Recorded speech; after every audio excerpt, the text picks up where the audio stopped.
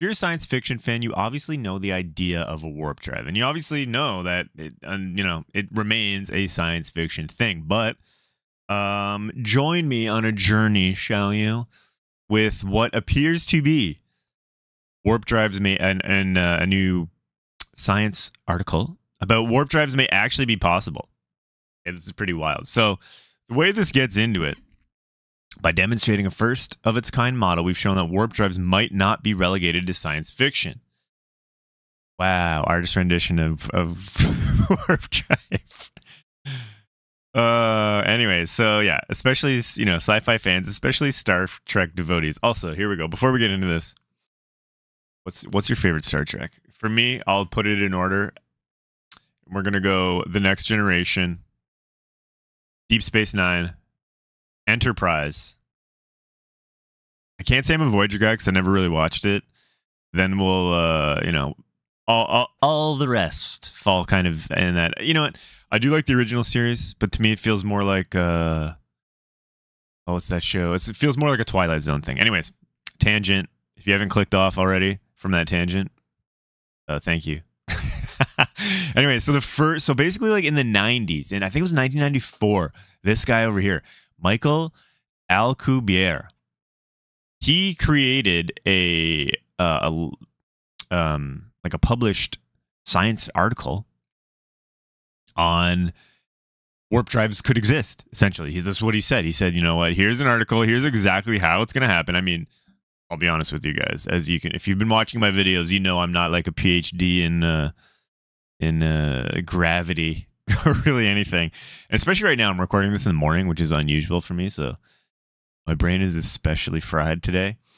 Anyways, what this guy said was, we could do, sorry, we could do warp drive. I mean, we're talking about warp drives. It's like 7 a.m. over here. We could do warp drives without wormholes. And within, look at this, within the framework of general relativity. So basically he's saying we don't need any special science for this to exist, is what he's saying. But then, he does actually say that later. Then he basically, the paper goes on to say how he can do it. It's by purely local expansion of spacetime behind the spaceship and an opposite contraction in front of it. Motion faster than the speed of light, as seen by observers outside the disturbed region as possible. So not only is this guy saying we can have a warp drive, but this guy's saying that we can actually travel faster than light, which is kind of crazy to think about. Because if you think about it, if you're manipulating space-time, if you're contracting, expanding behind you and contracting in front of you, you're now traveling faster through space-time. Because you're not traveling faster, but you've smushed it. So you're traveling farther at the same speed. So it's pretty wild. Anyways, basically this paper goes on to say,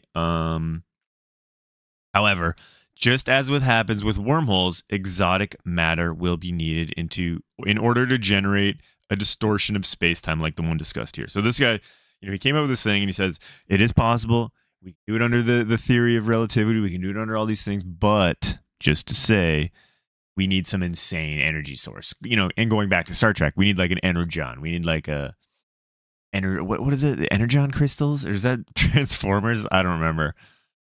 Anyways, dilithium, whatever they need in their warp drives. That's what this guy's basically saying. We need that, or like dark matter, or like harnessing some weird energy source that we don't actually know. So basically, this guy posted his article, right? And he called it that we need. It's Alcubierre drive, which is that's the guy who created the paper. Harnessing dark energy, right, or an exotic substance. But now a new paper has come along, and this guy's saying, no, we don't need that. We don't need a crazy source of energy. So let's get into that. So the proposed engine could not achieve faster than light travel. So that's the one difference, is that this one can get up to light speed, I guess, or just below it, but it cannot go faster. Though it could come close. The statement mentions high but subluminal speeds. So this solution involves combining a stable matter shell with a I mean, I like this thing. Understanding the model is probably beyond most of us. Trust me. You guys understand this and you're watching out here? Let me know. But it involves combining a stable matter shell with a shift vector distribution that closely matches well-known warp drive solutions, such as the Alcubierre metric. What that means, I don't know. But so this guy says that this is a single modeling study, so don't get too excited. Yeah, so they've only done one test, basically, and it's not a peer-reviewed article, so technically it is still science fiction, but this guy basically says the other model could work without one of these crazy things. So while we're not yet preparing for interstellar voyages, this research heralds a new era of possibilities. We're continuing to make steady progress as humanity embarks on the warp age. Pretty interesting article, I gotta say. Let's go. This was the new paper right here, actually. Let's read this real quick. So this is the Jared Fuchs. Let's just read the abstract, because obviously, I mean, come on. Warp drives are exotic solutions of general relativity that offer novel means of transportation. In this study, we present a solution for a constant velocity subluminal warp drive that satisfies all the energy conditions. The solution involves combining a stable matter. Yeah, okay, so we read that. We don't we don't need to read that again. We generate the space-time metric numerically, evaluate the energy conditions, and confirm that the shift vector distribution cannot be reduced to a coordinate transformation. This study demonstrates that classical warp drive spacetime can be made to satisfy the energy conditions by adding a regular matter shell with a positive ADM mass. I mean, just curious, if we were to Google this, regular matter, no, we're just getting like shell. Okay, elementary particles. Okay, we're getting close. Thin-shelled wormholes supported by... Okay, we're getting into wild stuff now. That's some research from... I mean, we're getting into like shapes now. Like, what's going on here? This is so cool. I wish I was smarter and went to school for like... Imagine there's like warp drive courses in the future. You know what I mean? Like now we have astrophysics courses, but like in the future there'll be like specifically like warp drive energy courses. You know, Shell gasoline will turn into like Shell Energon. Anyways, guys, that was that article. I thought it was pretty cool. You know, it just seems like we're inching closer and closer and closer to that reality where we could actually, like, could you imagine if we were sending people to Mars? It's not going to take 3 years. It's going to take like a week or 2 weeks or something. Like, it seriously opens up the solar system. I don't know if necessarily it opens up galaxy.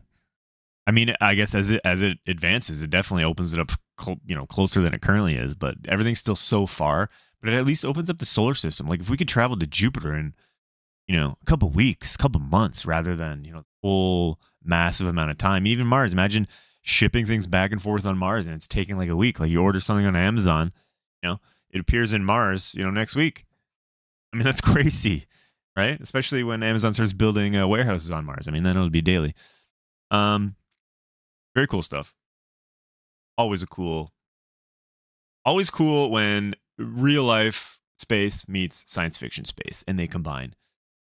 And I know that nothing's happening yet, but you know what? Pentagon lost a lot of money. Maybe it's going into some warp drive funding, right? Who knows? Anyways, guys, much adventure here. If you're new here, please subscribe if you like this kind of stuff. I talk a lot about space news, a lot about space games, video games in general. And otherwise, yeah, give this video a like and leave me a comment what your favorite Star Trek is, and also what your favorite crazy energy source. No, don't leave me that comment. Anyways, guys, have a great day. Enjoy yourself, and you know, to boldly go where no man has gone before.